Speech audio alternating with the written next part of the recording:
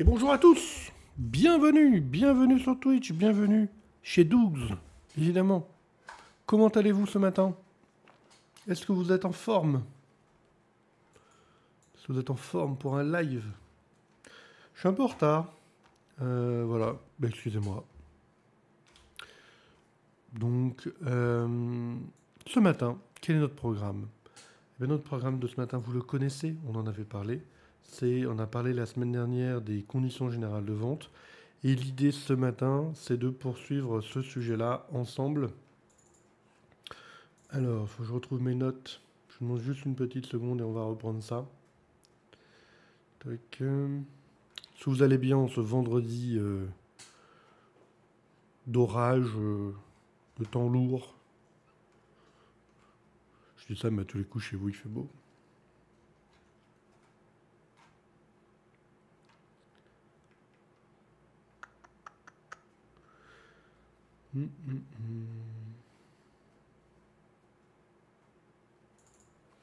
C'est ça que je cherche.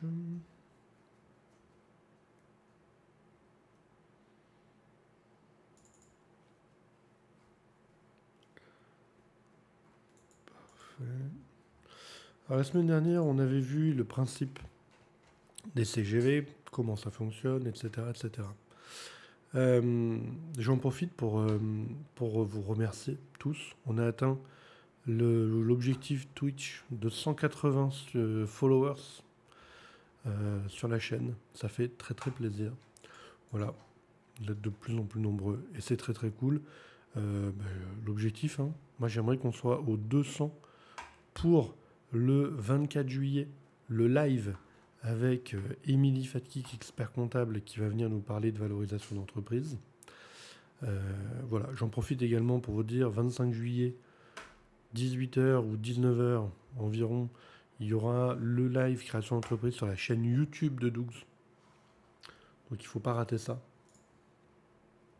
Surtout pas. Ça serait dommage. Voilà. Ça, c'est nous concernant. Il n'y a pas eu de live hier, j'étais pas disponible. Et l'idée, c'est que la semaine prochaine, le jeudi, je ne serai pas dispo non plus.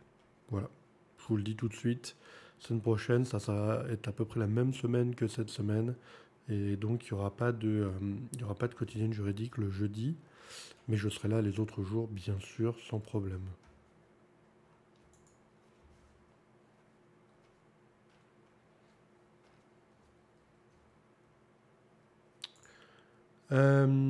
Si vous avez des questions juridiques, n'hésitez pas à les mettre dans le chat. Soit je les traite avant de commencer, mais là je vais commencer. Soit je les traite, je garde un peu de temps avant 12h30 pour y répondre. Et je finis le sujet CGV un peu plus tôt dans ce cas-là. Il n'y a pas de difficulté. L'objectif reste que je réponde à vos questions. C'est juste que j'en profite pour vous parler des CGV le vendredi matin. C'est un sujet qui est important, on l'a vu, c'est obligatoire. Si vous n'avez pas de CGV à fournir à vos clients, vous pouvez vous retrouver en difficulté d'un point de vue de la loi, puisque vous avez potentiellement une obligation de communication de vos CGV. Et vous pouvez vous retrouver en difficulté vis-à-vis de vos clients de toute façon, puisque ça veut dire que vous n'avez pas de cadre qui vous protège dans le cadre de votre relation avec votre client. Et c'est vraiment important d'avoir un cadre protecteur pour votre activité avec vos clients. N'hésitez pas à me dire quand il y a des pubs qui apparaissent. Je peux me retenir quelques minutes et j'attends que la pub termine pour vous donner les infos importantes. Voilà. Et si vous dites, mais David, les pubs c'est pénible, le seul moyen de ne pas avoir les pubs, c'est de s'abonner à la chaîne. Voilà. Tout simplement. Et évidemment, ça soutient la chaîne en plus. Ça, c'est cool. Du coup, on avait vu la semaine dernière, je fais un petit rappel là-dessus, que les CGV, le contenu des CGV va différer en fonction de l'activité qui est la vôtre. Si votre activité, par exemple, c'est de la prestation de service, de la vente de produits ou encore des services numériques, en fonction de tout ça, on ne va pas du tout avoir les mêmes CGV, le même contenu, et que ça soit d'un point de vue de ce qu'on va y mettre pour se protéger, mais également de ce qu'on doit y mettre d'un point de vue des obligations de la loi. C'est important d'avoir ça en tête. De la même manière, toujours pareil, on va avoir des écarts si on fait de la vente à distance ou traditionnelle. Et de la même manière, on va devoir du coup faire des mix entre tout ça pour savoir eh bien, c'est quoi le contenu de vos CGV. Avant que je continue, là l'idée c'est qu'on regarde les différentes clauses qu'on retrouve dans des CGV, donc le contenu, de manière brute, le contenu de vos CGV. Et sachez que si vous avez besoin d'être accompagné sur le sujet, chez Doux, on rédige les CGV, nos juristes sont formés pour ça. Donc n'hésitez pas à nous solliciter pour cela, ce serait rien de plus simple, doux.fr.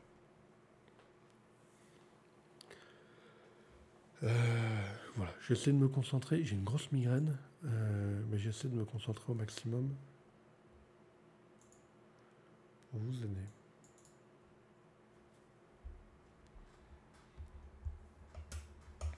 N'hésitez pas si vous avez des questions.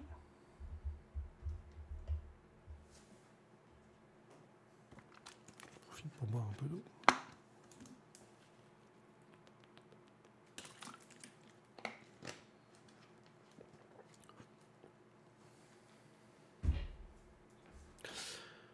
Donc, la plupart du temps, vos CGV vont commencer par une clause qu'on appelle le champ d'application.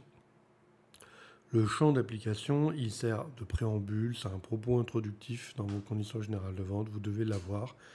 Et il va servir aussi de définir le cadre d'application. Par exemple, on peut retrouver une définition des produits ou des services que vous vendez.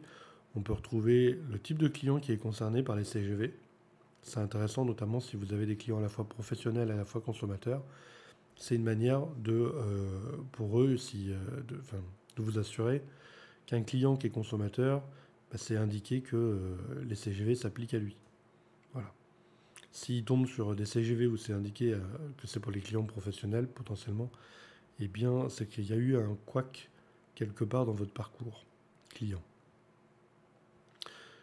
Vous devez faire mention de votre identité complète. Alors, ça peut être à cet endroit-là, mais ça peut être ailleurs.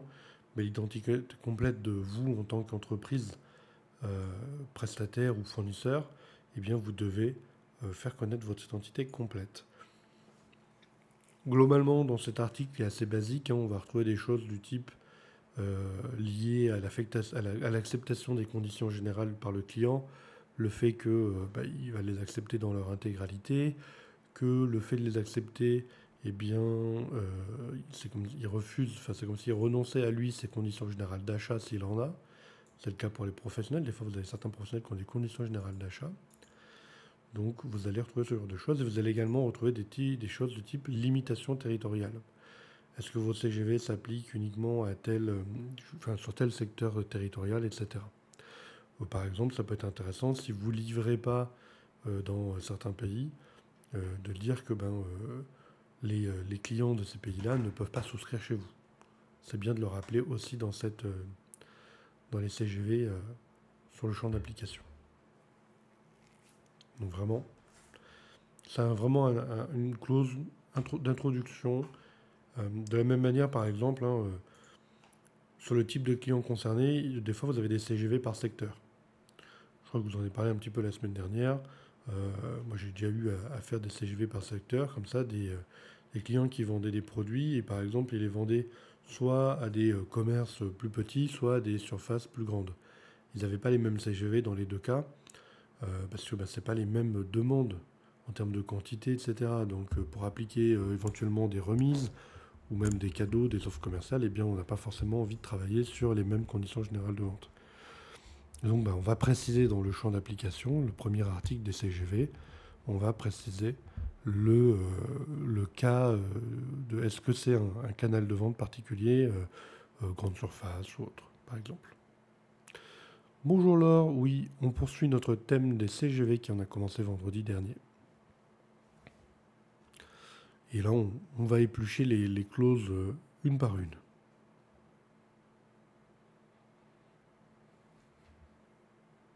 C'est pas forcément le truc le plus fun, mais je pense que c'est nécessaire de passer par là et qu'un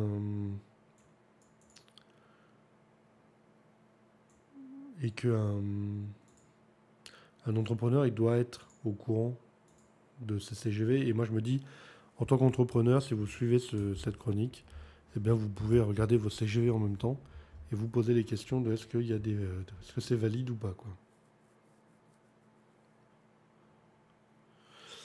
Du coup, la clause suivante, je ne pose pas mes questions alors parce que c'est pas CGV. Alors si tu la poses, je prendrai un petit peu de temps en fin de live pour répondre aux questions. J'arrêterai les CGV vers 12h20 je pense et puis je prendrai 10 minutes pour répondre aux questions. Les CGV, une fois qu'on a mis son champ d'application, l'article suivant qui coule de source, c'est un article sur les commandes. Là, globalement, ce qu'on va retrouver dans cet article, c'est tout le processus de commande.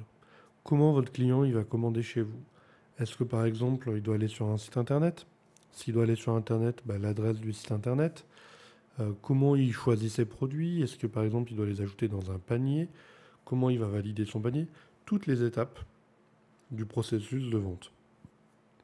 Si par exemple vous faites un devis, il faut expliquer que justement, le besoin du client fera l'objet d'un devis, que ce devis, par exemple, il va avoir une validité de tant de jours, etc. Même si ça, on peut le retrouver sur la partie tarif éventuellement aussi. Mais on doit cadrer le processus de commande. L'idée, c'est que quand on lit cet article de vos conditions générales de vente, eh bien, on sait parfaitement, en tant que client, comment commander vos produits. Quelles sont les étapes à faire, à valider, etc. Et aussi, les modalités de suivi. Comment j'ai validé ma commande et comment je fais le suivi de ma commande. Est-ce que j'ai un espace client? Est-ce que j'ai un endroit pour voir le suivi de ma commande, etc. Donc c'est un article qui est assez important. Il n'est pas très compliqué à rédiger. Il faut vraiment qu'il soit pratico-pratique. C'est-à-dire qu'il représente vraiment votre situation personnelle. Voilà. C'est-à-dire vraiment la définition de votre parcours client. Par exemple, des fois, on va dire, pour prendre commande, il va falloir prendre un appel téléphonique avec nous ou un rendez-vous pour qu'on cadre votre projet, qu'on définisse votre projet. Est-ce que pour valider votre commande, il va falloir compléter, je ne sais pas, un questionnaire avec des informations? Voilà, tout ça, ça doit être cadré dans l'article sur le processus de commande. Très important. Ensuite, vos CGV, vos conditions générales de vente, doivent inclure un article complet sur les tarifs. Parce qu'il faut savoir que vous avez une obligation d'information des tarifs. Et donc, cet article de vos conditions générales de vente, il doit exposer les conditions tarifaires. Alors, ça ne veut pas dire que vos prix doivent apparaître dans vos conditions générales de vente. Parce que la plupart du temps, ça n'a pas d'intérêt. C'est très rare. J'ai eu une fois un client qui souhaitait mettre ses paramètres sa politique tarifaire directement dans ses devis, dans ses CGV, parce qu'il n'avait pas prévu de les modifier, et que pour lui, justement, c'était aussi un gage de confiance vis-à-vis de ses clients, qui disaient, voilà, les tarifs, ils sont écrits ici, c'est très très clair, il n'y a pas de doute. J'en profite pour faire un réglage son. Je vais monter un peu le son de mon micro. Voilà. Voilà. Je sais pas si c'est mieux. Mais je me suis aperçu l'autre jour en écoutant un replay que le son des fois était vraiment bas sur ma voix. Voilà. N'hésitez pas à me faire des retours sur le son aussi.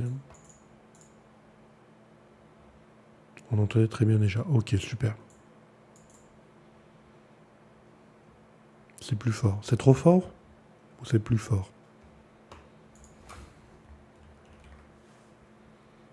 Ok.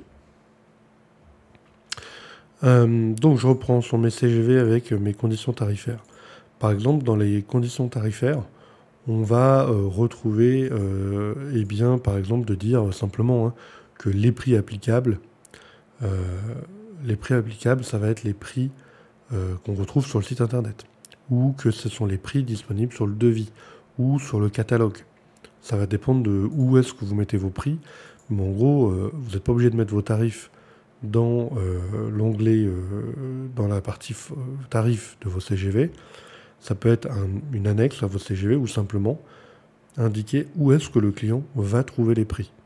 Voilà. L'important, c'est que l'information soit claire et que l'accès au prix pour votre client soit simple. Voilà. On peut également y prévoir la période de validité des prix. Alors que ce soit via un devis, mais aussi, par exemple, si on change régulièrement les prix du site internet, c'est intéressant de dire tous les mois, les prix sont susceptibles d'évoluer, par exemple. De la même manière, il va falloir informer vos clients, dans cet article sur les tarifs, des mentions sur tout ce qui est lié aux frais.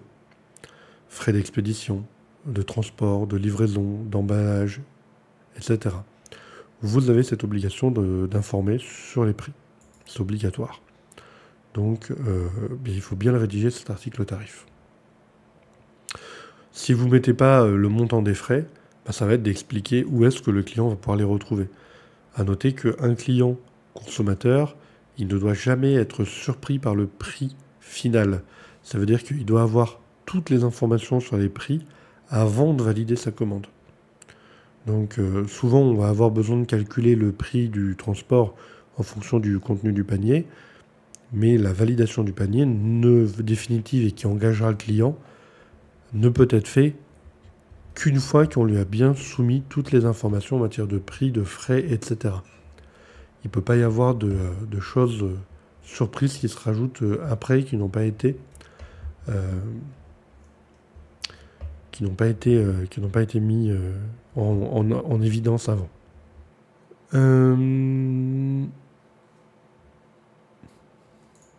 Voilà.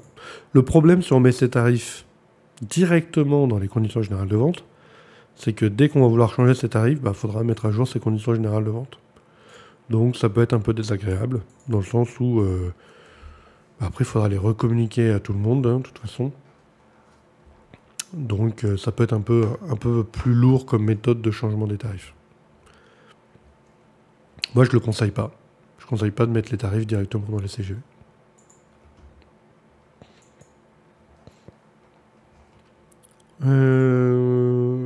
Voilà. N'hésitez pas, si vous avez des questions sur les CGV, faut pas hésiter. Ça, c'était tout pour les tarifs. Je pense que ça, c'est relativement simple comme disposition.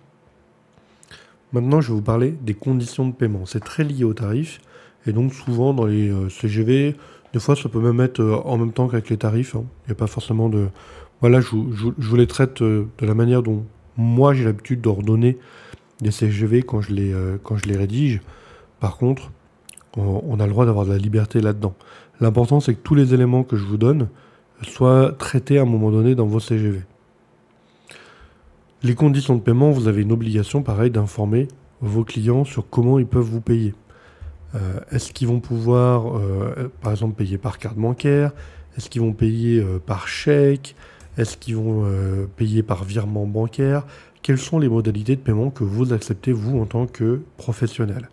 Ça, c'est hyper important. De la même manière que si vous prenez des cartes bancaires, peut-être que vous faites un débit tout de suite ou peut-être que vous faites un débit à l'expédition. Dans ce cas-là, il faut le préciser. Si vous avez des modalités de débit différées, ça arrive régulièrement de dire je ne fais le débit sur la carte bancaire que lorsque je livre.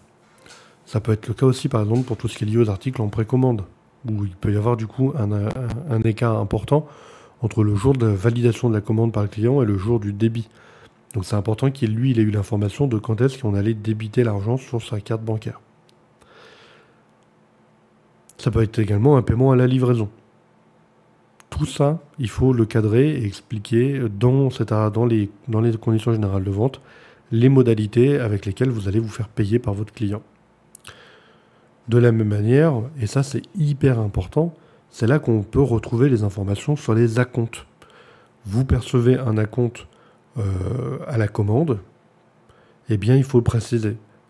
Comment l'acompte est calculé, ou quel est son montant, quel est son pourcentage, etc. Il va falloir du coup ensuite, il faudra dire à quel moment le solde doit être payé, quel délai de versement pour le solde, etc. Donc tout ce qui est lié aux acomptes, il va falloir le mettre ici. Et j'ai souvent cet échange-là parce que je me rends compte que même encore régulièrement, des professionnels n'appliquent des fois pas d'acompte alors qu'on pourrait avoir des acomptes.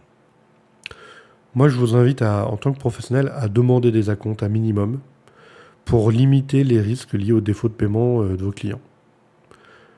Un acompte, ça engage un peu, c'est à mon sens une mesure de sécurité intéressante juridiquement et économiquement. Voilà.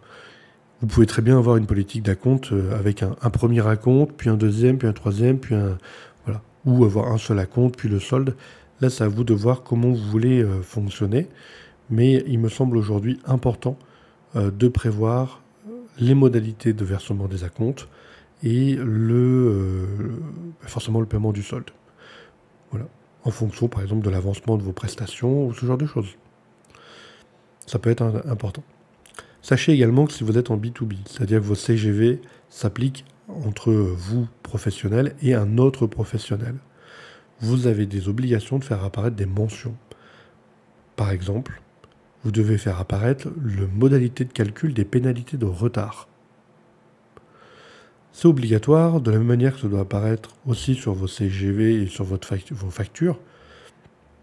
Il faut savoir que les pénalités de retard, vous avez des montants minimums de calcul des pénalités de retard. Vous ne pouvez pas faire ce que vous voulez.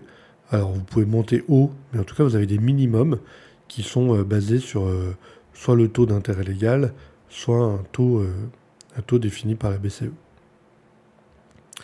Mais vous avez des pénalités de retard. Si vous appliquez des pénalités de retard, sachant que normalement vous êtes obligé de le faire entre professionnels, vous devez les définir dans vos conditions de paiement. Forcément. Et si vous êtes entre professionnels, vous avez également ce qu'on appelle une indemnité forfaitaire. Et cette phrase, il y a une phrase type à mettre concernant l'indemnité forfaitaire. Globalement, cette phrase, elle dit quoi? Elle dit que si jamais il y a un retard de paiement de la part de votre client, qui est un professionnel, eh bien, il devra vous verser une indemnité forfaitaire de frais de recouvrement de 40 €. Le fait de ne pas écrire cette mention dans vos CGV les rend non valides, non conformes. Demain, en cas de contrôle de la DGCCRF, le fait qu'il n'y ait pas cette mention-là, ça peut être considéré comme une non-conformité. En tout cas, normalement, ça doit l'être. Et mise en demeure de vous mettre en conformité. Donc ça, c'est vraiment important. On est vraiment là sur une démarche de conformité. Même si vous ne l'appliquez pas demain, dans les faits, quand vous avez un client qui est en retard, vous devez avoir dans vos CGV les mentions concernant les indemnités de pénalité, indemnités forfaitaires, etc. Ok. Ce qu'il faut retenir de cet article sur les conditions de paiement, c'est que votre client, il a besoin de savoir, vous avez besoin de l'informer sur l'intégralité des modalités de paiement qu'il va devoir respecter. Voilà. Et ça vous permettra, vous, de dire, par exemple, demain, vous ne voulez pas accepter les paiements par chèque, vous le mettez dans votre CGV. Le paiement par chèque n'est pas autorisé. J'accepte uniquement les cartes bancaires et les cartes bancaires de type carte bleue, Visa, Mastercard, American Express. Enfin, tout ça, ça peut vous permettre de limiter les risques en matière de paiement. Ou uniquement virement bancaire. Régulièrement, entre professionnels, on travaille en virement bancaire. Et dans les CGV, on met paiement uniquement par virement bancaire. Voilà. Les chèques, ça existe encore. Ça va vous surprendre, mais ça existe encore. Souvent, dans les CGV, on va les balayer.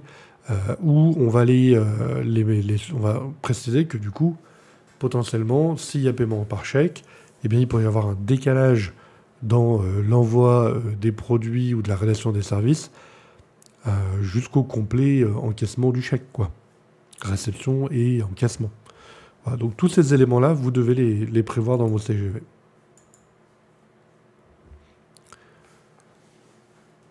Ok ? Moi, je vous parle maintenant, on va parler là d'un sujet qui est plus pratico-pratique, je pense, c'est les livraisons. Vous devez, dans vos conditions générales de vente, organiser, définir et expliquer comment vous allez livrer vos produits ou vos prestations de service. Et donc là, vous avez un certain nombre d'informations qu'il va falloir obligatoirement transmettre à vos clients. Des informations fondamentales du type lieu de la livraison. Voilà. Est-ce que vos prestations de service impliquent de vous déplacer chez votre client ou est-ce que vous les faites depuis vos locaux? Lieu de livraison, comment est livré vos produits? Est-ce que c'est une livraison par transporteur, etc., etc. Délai de livraison. Et c'est souvent là qu'on s'arrache les cheveux quand on doit rédiger des CGV. Ben oui, en tant que professionnel, vous devez communiquer vos délais de livraison. Et je sais très bien, vous allez me dire, ben oui, mais moi en tant que professionnel, des fois ça met 2 semaines et des fois ça met 2 mois. Parce que j'ai des contraintes, mon fournisseur à moi, des fois il est plus lent que prévu, et donc David, je ne suis pas capable de te dire un délai précis. Et vous avez raison, c'est pas évident. C'est pas évident de donner un délai précis qui vous engage. Et là, c'est important de retenir ça, c'est qu'il va falloir donner un délai qui vous engage juridiquement. Pour ça, moi j'ai l'habitude de travailler avec un double délai.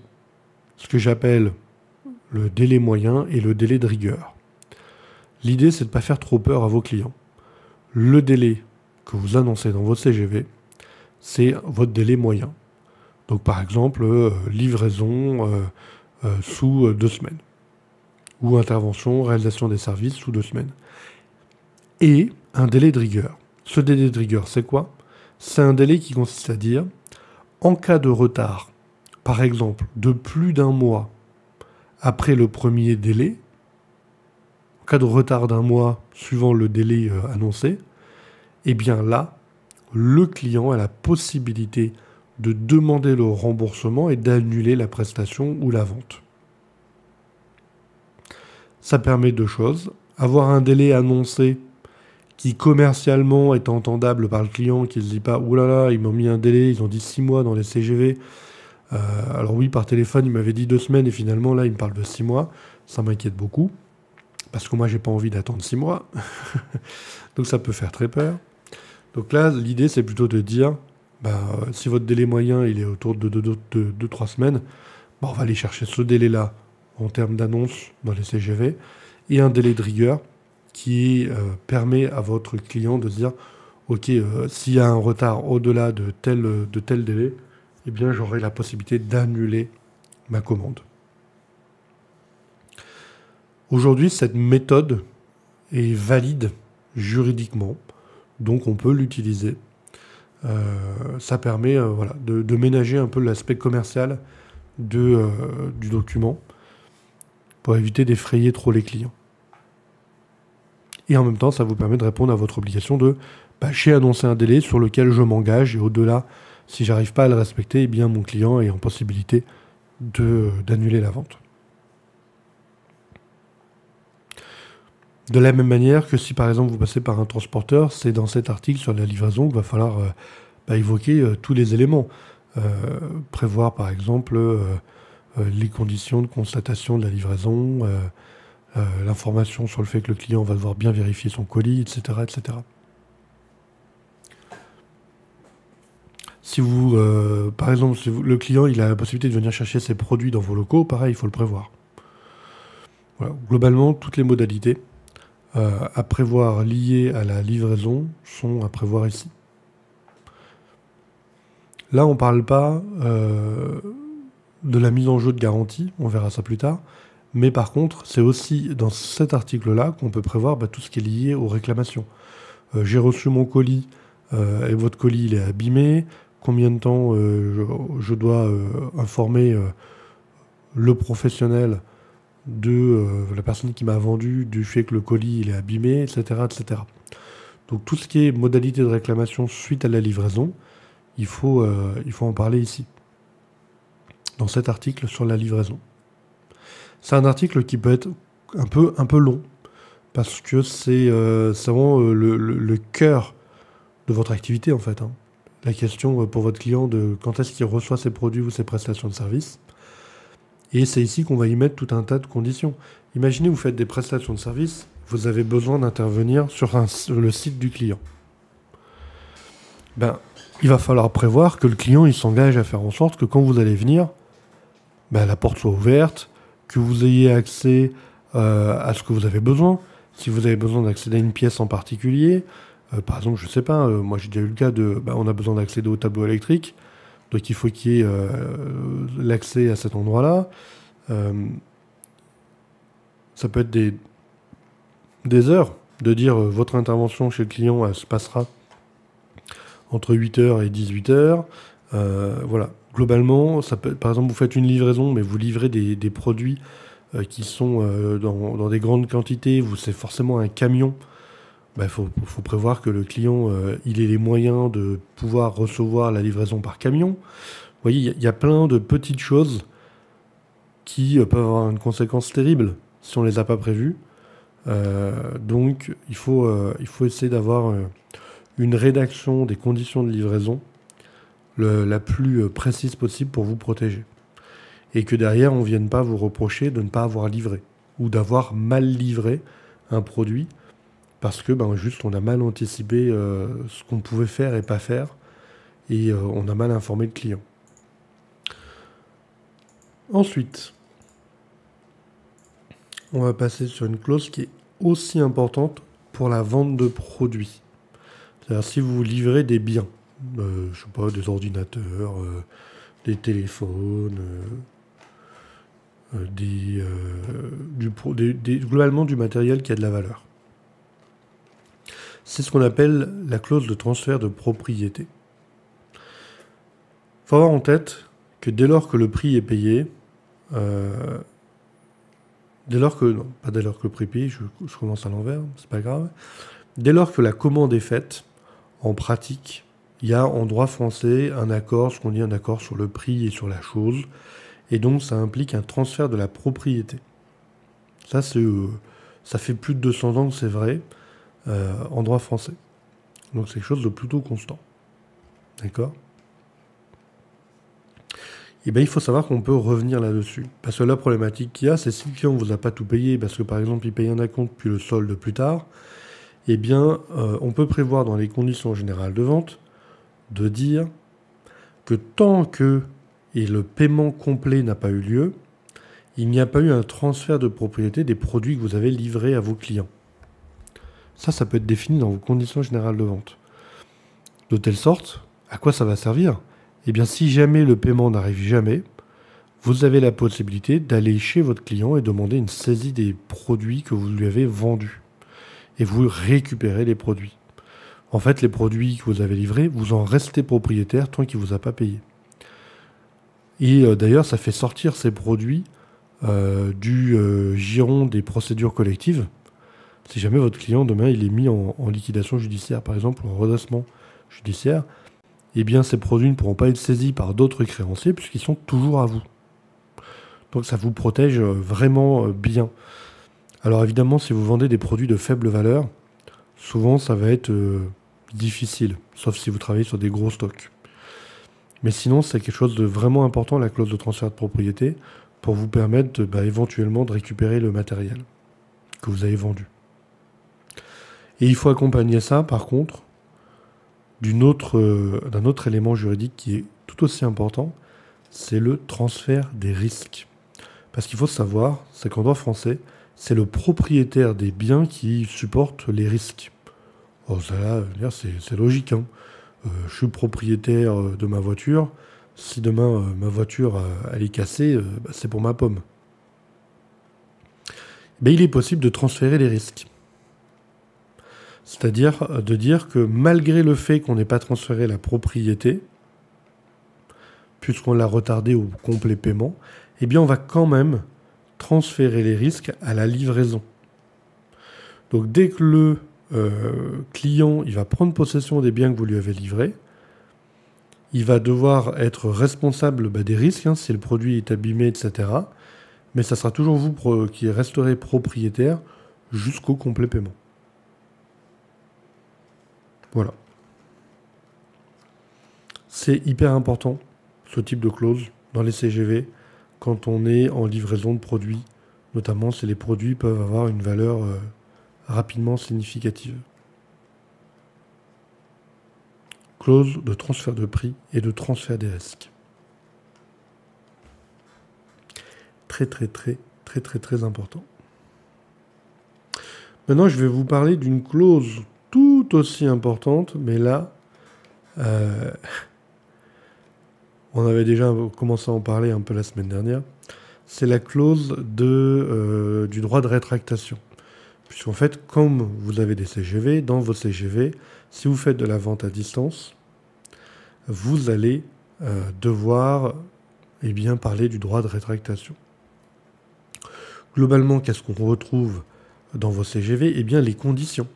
Vous devez faire un rappel sur les conditions de rétractation.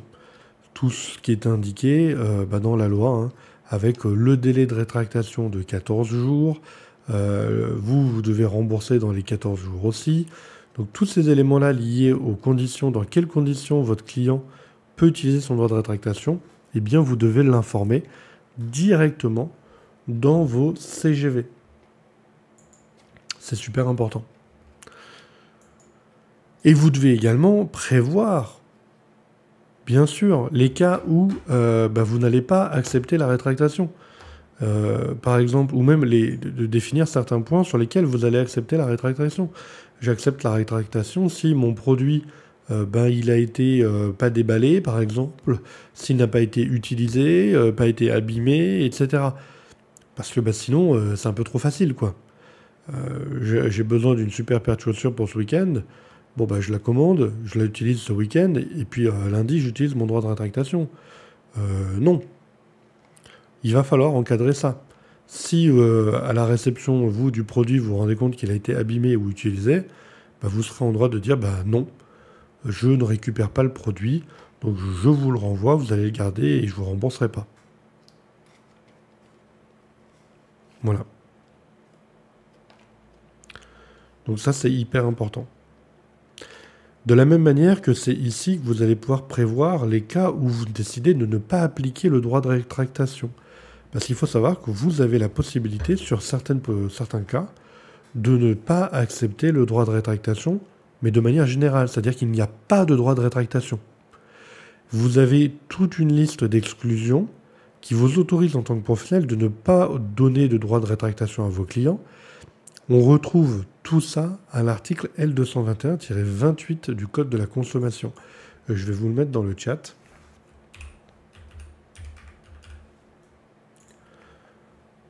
Si vous vous lancez dans la rédaction de vos CGV et vous dites, mais attends, peut-être que moi je peux ne pas donner de droit de rétractation à mes clients, sachez que c'est intéressant de regarder si vous rentrez dans une des catégories qui se trouvent ici. On va regarder quelques-unes ensemble, bien sûr, mais ça peut être intéressant pour vous. Par exemple, le droit de rétractation ne peut pas être exercé pour les contrats de fourniture de services pleinement exécutés avant la fin du délai de rétractation. Et si le contrat soumet le consommateur à une obligation de payer dont l'exécution a commencé avec son accord préalable et express. Là, c'est de dire, en fait, on a déjà fait la livraison et le client a accepté de perdre son droit de rétractation. Ça peut arriver, par exemple, moi je vous prends un cas très concret que j'ai vécu personnellement. Vous achetez un jeu vidéo sur une plateforme connue de jeux vidéo, il y en a plein. Je ne vais pas les citer. Ils vont vous dire, ok, vous voulez jouer à votre jeu vidéo que vous venez d'acheter. Est-ce que vous acceptez de renoncer à votre droit de rétractation pour pouvoir utiliser le produit dès maintenant ? Parce qu'en gros, je ne vais pas vous livrer tout de suite quelque chose si derrière vous allez me demander de vous rétracter. Donc vous avez un droit de rétractation de 14 jours. Si vous voulez le préserver, moi, je ne vous donne pas accès à votre produit tout de suite. Parce que sinon, vous allez commencer à utiliser un produit et du coup, ça pourrait mettre à mal le droit de rétractation. Là, ce qui est très important, c'est qu'il faut l'accord express du client. Il faut, soit avec une case à cocher, quelque chose devant de très clair, où il déclare avoir, reconnaître, vous souhaitez demander l'exécution immédiate et accepter la perte de son droit de rétractation. Ça, c'est quelque chose d'assez fréquent qui peut être utile en tant que professionnel de le rappeler. Mais après, vous avez aussi toute une gamme de produits qui, par exemple, ne rentrent pas dans le droit de rétractation. Par exemple, ça peut être les produits, l'article nous dit pour des raisons d'hygiène ou de protection de la santé. Voilà. Il peut y avoir des produits qui ne rentrent pas dans le droit de rétractation parce que pour des raisons d'hygiène, on ne peut pas les reprendre. Le cas des biens qui se périment.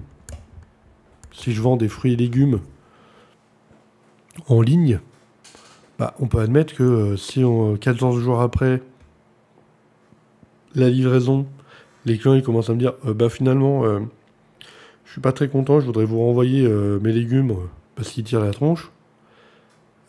Oui, mais c'est normal qu'ils tirent la tronche. Si ça fait 2 semaines que tu les as reçus et que tu les as pas consommés, il y a des chances qu'il y ait une problématique, quoi. Je pense que par exemple, ce genre de cas, je sais qu'il y a des services tout ce qui est service de livraison de nourriture, ils peuvent pas reprendre 14 jours après la nourriture qu'ils vous ont envoyée. C'est pas possible. Donc là, on va pouvoir dire qu'il n'y aura pas de droit de rétractation pour tout ça. Voilà. Vous avez tout un tas de services de services et de produits qui peuvent ne pas bénéficier d'un droit de rétractation. Donc, important de vérifier si vos produits, en tant que professionnel, rentrent dans ce cadre-là ou pas. Je crois qu'on va s'arrêter là pour les CGV aujourd'hui. C'est pas mal déjà. Est-ce que vous avez des questions? Il nous reste 5 minutes ensemble.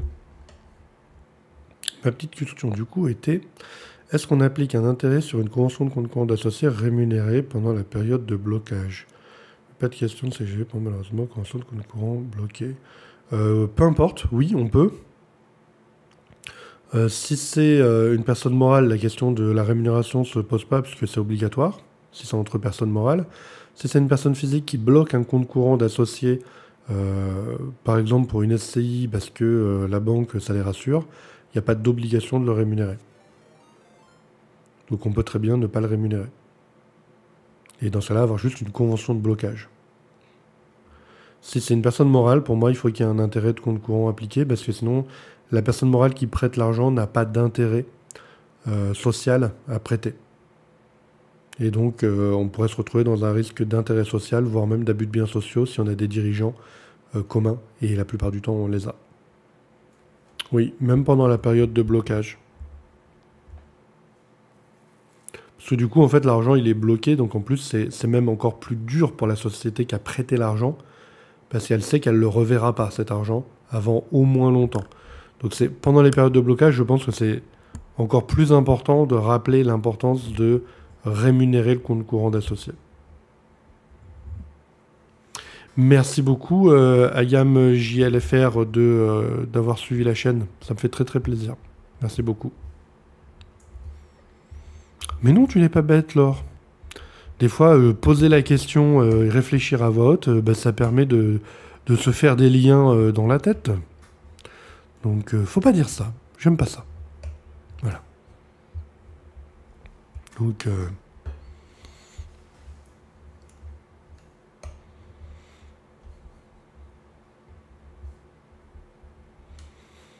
mais de toute façon, c'est important de rappeler ce grand principe sur le fait qu'entre personnes morales, il faut éviter à chaque fois que c'est possible de ne pas rémunérer. Donc à chaque fois que c'est possible, il faut rémunérer le compte courant.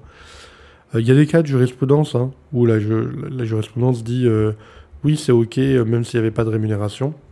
Mais ces cas-là, globalement, ça veut dire que souvent, on avait défini des intérêts spécifiques autres qui faisaient que la société qui avait prêté de l'argent, elle ne le prêtait pas pour rien, quoi. C'est-à-dire qu'elle avait un intérêt précis. Des fois, c'était des rétributions en nature, par exemple. C'est-à-dire qu'en contrepartie, elle allait bénéficier d'autre chose. Je n'ai pas creusé sur les exemples concrets que ça pourrait donner, mais le plus simple, c'est de mettre des taux d'intérêt partout entre personnes morales. Voilà, on arrive à la fin de ce live. On aura parlé CGV, on aura parlé compte courant du coup. Moi, il va me rester à vous souhaiter à tous un très bon week-end, une très belle fin d'après-midi, fin de journée. Bon appétit, bien sûr, parce que le vendredi, on a de la chance, c'est qu'on se voit le matin. Donc bon app, bon week-end à tous. Reposez-vous bien. On se retrouve en pleine forme lundi avec plein de questions pour la quotidienne juridique. A très vite chez Doug. Bye bye.